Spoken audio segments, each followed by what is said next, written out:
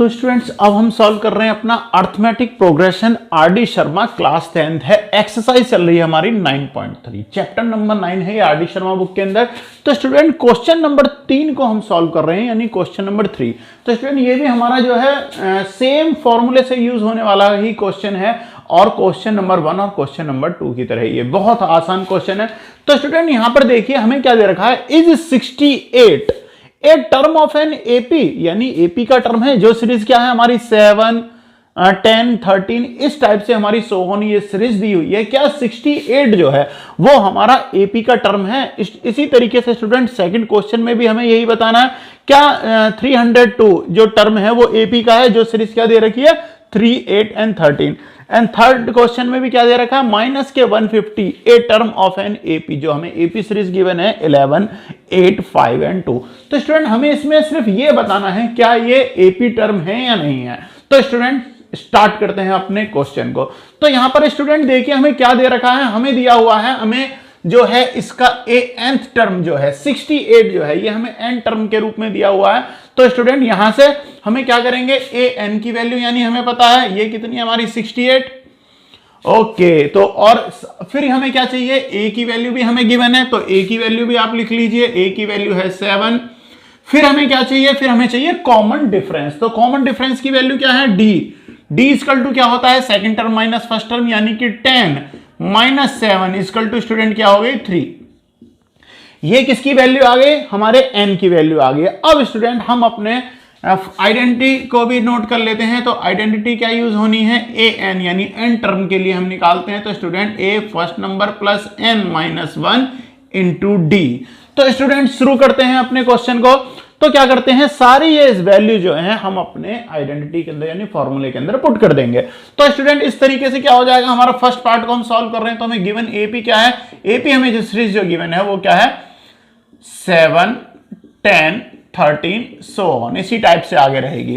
तो स्टूडेंट देखिए A N की वैल्यू क्या है, एन टर्म क्या दे रखा है हमें 68। तो यहां से पुट कर देते हैं 68 इक्वल टू ए की वैल्यू 7 प्लस n, क्योंकि n की वैल्यू हमें निकालनी है कि कौन से टर्म पर जाके 68 आने वाला है, यानी n की वैल्यू हमें फाइंड आउट करनी है कौन से नंबर पे आएगा। तो n माइनस 1 इंटू डी की वैल्यू क्या है 3।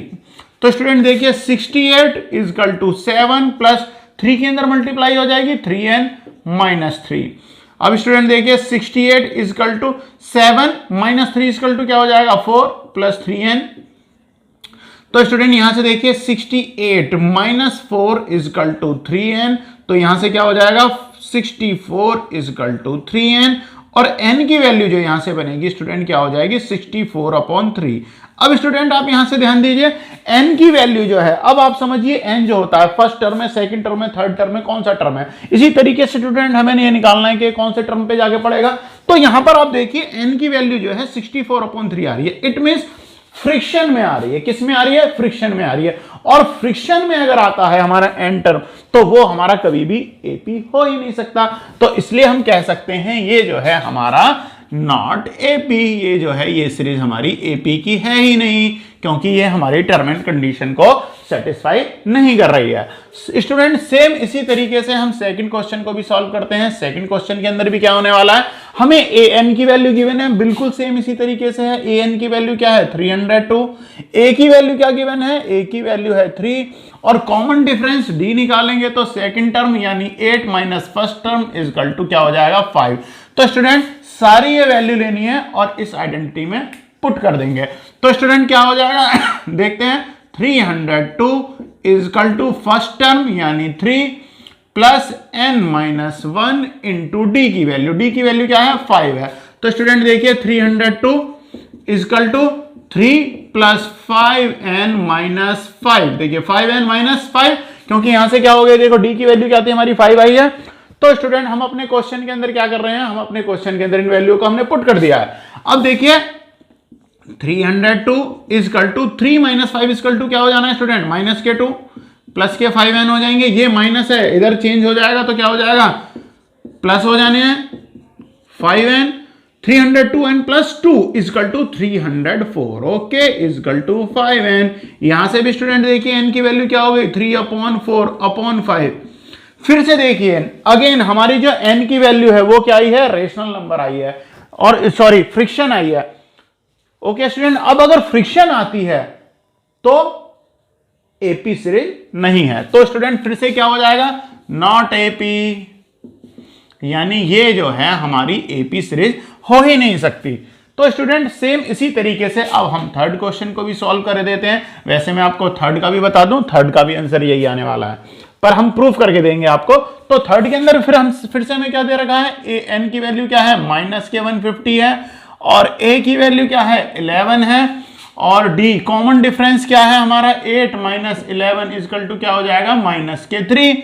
तो स्टूडेंट अपने सारी वैल्यूज को इस क्वेश्चन में आइडेंटिटी में पुट करते हैं। तो -50 इक्वल टू ए की वैल्यू क्या है, 11, यानी 11 + n - 1 इंटू डी की वैल्यू क्या है, -3।